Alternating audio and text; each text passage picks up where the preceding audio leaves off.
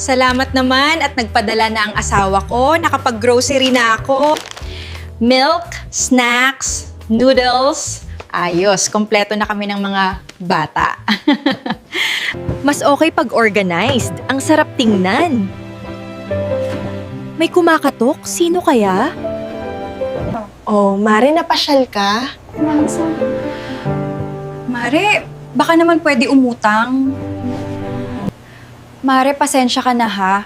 Pero, sakto lang din kasi ang budget namin. Damot mo, ayan nga, ang dami mong grocery eh.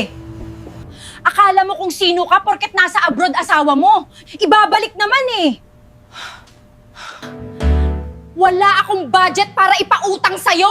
Lumayas ka nga sa bahay ko. May mga tao talaga na akala mo may patago. Hindi marunong mahiya.